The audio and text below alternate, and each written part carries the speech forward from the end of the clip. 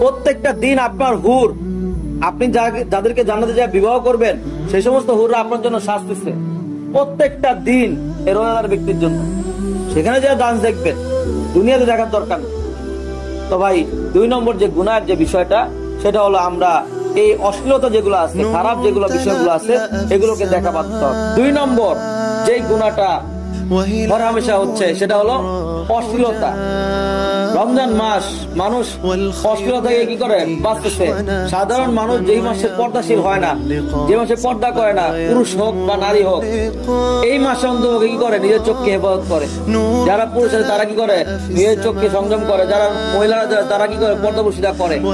কিন্তু আসলে বাস্তব হিসাবে কি যে আমাদের পর্দাটা করতে হবে। পুরুষদের জন্য আল্লাহ রাব্বুল আলামিন হুকুম দিচ্ছেন কি যে চোখকে নত রাখা, মহিলাদের জন্য একই হুকুম, চোখকে নত রাখা। হারাম যে বিষয়গুলো আছে, হারাম যেই উলঙ্গপনা গুলো আছে, সেগুলোকে দৃষ্টিপাত না করা। এখন এই যে গুনাহটা আছে, এই গুনাহটা কিরকম ভয়াবহ জানেন?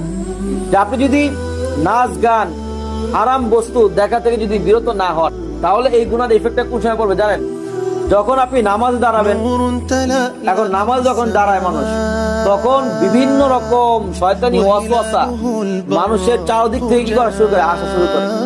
আপনি যখন সেজদায় যাচ্ছেন তখন দেখবেন যে ওই গুনাহের কথা আপনার কত বড় একটা ভয়ঙ্কর। সেজদাটা আসলে কি ভাই? সেজদাটা হইলো যে আপনি তখন আল্লাহ রাব্বুল আলামিনের একদম নিকটে। বলা হয়েছে যে আপনি সেজদা দিচ্ছেন কেমন যেন আল্লাহ রাব্বুল আলামিনের কুদরতি পাকে দেখে আপনি সেজদা দিচ্ছেন।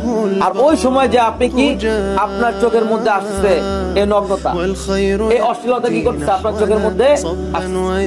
তাহলে বুঝতে পারছেন যে রমজান মাস অন্তপক্ষে এই নাচ গান এখন থেকেই ছাইড়া দিবেন।